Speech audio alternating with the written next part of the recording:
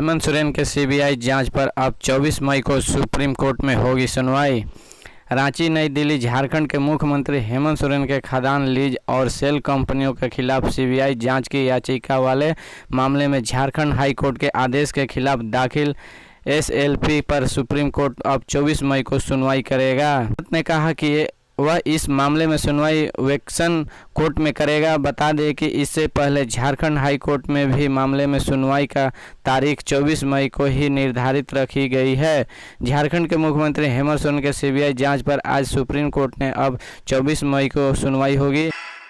झारखंड के नेताओं पर भार रहा शिक्षा का कारोबार, जाने कौन कर रहा है कितना निवेश।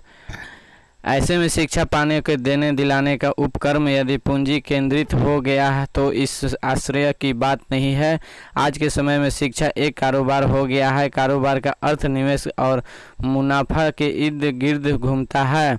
ऐसा नहीं है कि कारोबार सिर्फ कारोबारी ही करते हैं। इसमें अब नेता और जनप्रतिनिधि तक उतर आए हैं। धनबाद, बोकारो, गिरिडीह कई ऐसे नेता हैं कि जिन्होंने शिक्षा के क्षेत्र में बड़ा निवेश कर रखा है। यह धनबाद, गिरिडीह, बोकारो के जिन नेताओं का शिक्षण संस्थान स्थापित किए हैं उनमें से गिरिडीह सांसद चंद्र प्रकाश चौधरी, धनबाद जिले से टुंडी विधायक मोथरा महतो, सिंदरी के पूर्व विधायक फूलचंद दास ने हेमंत सोरेन को लिखी खास चिट्ठी आने वाले दिनों के लिए चेताया। झारखंड के पूर्व मुख्यमंत्री एवं भाजपा के राष्ट्रीय उपाध्यक्ष रघुवर दास ने मुख्यमंत्री हेमंत सोरेन के पत्र लिखकर झारखंड राज्य कृषि उपज एवं पशुधन विपणन संवर्धन एवं विकास विधेयक 2022 का वापस लेने का आग्रह किया है। मुख्यमंत्री को प्रेषित पत्र में रघुवर दास ने कहा कि कृषि कर कानून का विरोध में राज्य के खाद्यान्न व्यापारी आंदोलन है। खाद्यान्न उठाव बंद है, जिसके चलते राज्य में अनाज की किल्लत होने लगी है।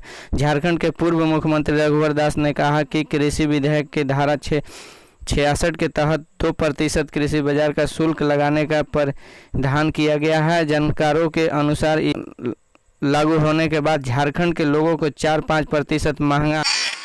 मुंडा ने कहा, अमृत सरोवर ऐसा बने जो अगली पीढ़ी की आवश्यकताओं को पूरी करे।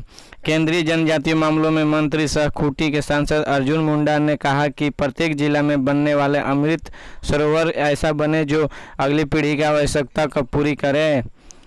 हमें जल संरक्षण का विशेष ध्यान देने की आवश्यकता के साथ ही यह भी ध्यान रखें कि सरोवर की प्राकृतिक जल स्त्रोत में कोई बाधा नहीं हो। वे शुक्रवार को विकास कार्यों की जानकारी के लिए खूंटी लोकसभा अंतर्गत खूंटी, सिमडेगा, गुमला, सरायकेला, खरसावां, चाईबासा और रांची के उपायुक्तों ने अनिवार्य अधिकारियों के साथ ऑनलाइन बैठक को संबोधित करे। झारखंड में लागू होगा कृषि विधेयक, बादल पत्र लेखा ने दिलाया है भरोसा।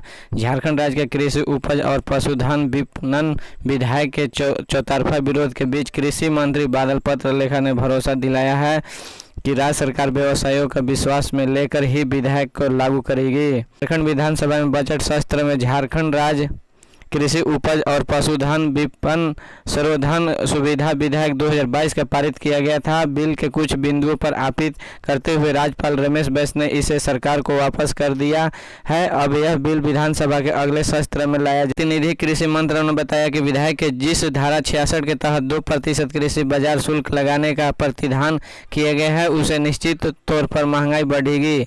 इसके अलावा 2% बाजार शुल्क के अलावा इसमें व्यापारियों को 2% शुल्क का रिटर्न भी दाखिल करना होगा। हेमंत सोरेन ने चुनाव आयोग के नोटिस को सौंपा जवाब, जाने क्या है पूरा मामले। रघुवर दास ने 10 फरवरी को इस मामले को उठाया था। उन्होंने सीएम हेमंत सोरेन के पर पद का दुरुपयोग करते हुए रांची के अनगाड़ा में अपने नाम से पत्थर खदान आवंटित करने का आरोप लगाया था। रांची के अनगाड़ा प्रखंड में सीएम हेमंत सोरेन के पक्ष में पत्थर खदान का पट्टा आवंटन के संबंधित 2 मई को चुनाव आयोग के सीएम को नोटिस जारी कर स्पष्टीकरण मांगा था कि उनकी सदस्य रद्द क्यों नहीं की जाए। बाद में सीएम हेमंत सोरेन के जवाब देने के लिए 4 हफ्ते का समय मांगा था। उन्हें अपनी मां के रूपी सोरेन के बीमार होने की बात कहे थे।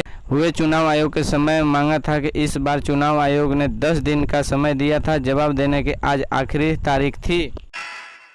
से काटकर पत्नी की हत्या, आरोपी गिरफ्तार। गुमला में एक पति ने टांगी से काटकर पत्नी की हत्या कर दी है। घटना के बाद मौके पर पहुंची पुलिस ने आरोपी पति को गिरफ्तार कर लिया है। महिला को घरवालों से ससुरालों पर दहेज के लिए हत्या का आरोप लगाया।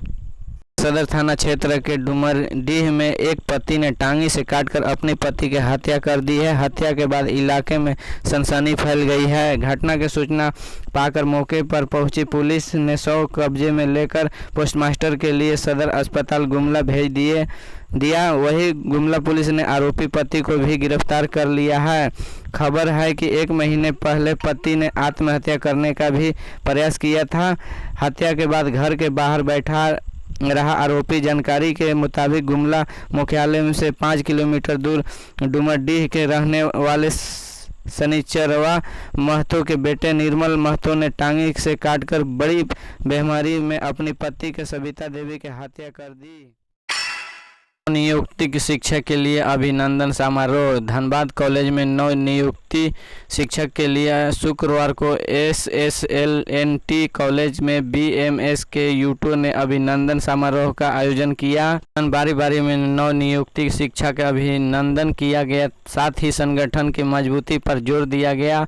मौके पर BM के यूटा के सदस्यों के अलावा बड़ी संख्या में नवनियुक्त शिक्षक के सदस्य उपस्थित थे। ने माना पूजा सिंघल को उनकी सरकार में मिली थी क्लीन चिट। हेमंत सोरेन को लेकर दिया एक बड़ा बयान। दास ने कहा कि पूजा सिंघल को करोड़ों रुपए का भ्रष्टाचार में सीधे तौर पर मुख्यमंत्री कार्यालय शामिल है और इसी मामले में अब मुख्यमंत्री हेमंत सोरेन भी बच नहीं सकते। झारखंड के पूर्व मुख्यमंत्री रघुवर दास ने बृहस्पति को यह स्वीकार किया कि ईडी द्वारा गिरफ्तार राज्य के खनन सचिव पूजा सिंघल को उनकी सरकार के दौरान मनरेगा में कथित भ्रष्टाचार मामले में क्लीन चिट मिली थी। पूर्व मुख्यमंत्री एवं बीजेपी के राष्ट्रीय उपाध्यक्ष दास ने PTI का भाषा को दिए एक विशेष साक्षात्कार में कहा, पूजा सिंघल के खिलाफ उनकी सरकार ने तत्कालीन उप मुख्य सचिव के नेतृत्व में एक समिति का विभागीय जांच कराई थी। उस समय उनके खिलाफ उचित क्षय नहीं मिलने पर समिति का क्लीन चिट दी थी, जिसे उनकी सरकार का स्वीकार कर लिया था। बता दें कि हाल ही मुख्यमंत्री हेमंत सोरेन ने कहा कि पूजा सिंघल को मनरेगा में कथित भ्रष्टाचार के मामले में पिछली रघुवर दास ने सरकार की क्लीन चिट दी थी। पूर्व मुख्यमंत्री दास ने साथ ही कहा कि अब जबकि ईडी का पूजा सिंघल के खिलाफ भ्रष्टाचार के पर्याप्त सबूत मिल चुके हैं, वह कार्रवाई पर किसी को गुरेज नहीं होना चाहिए। झारखंड पंचायत चुनाव पलामू में तीसरे चरण के मतदान के तैयारियों को लेकर पुलिस प्रशासन ने की समीक्षा। में त्रिस्तरीय पंचायत चुनाव 4 चरणों में होना है। प्रथम एवं द्वितीय चरण का चुनाव संपन्न हो गया। तीसरे चरण के चुनाव की प्रक्रिया चल रही है।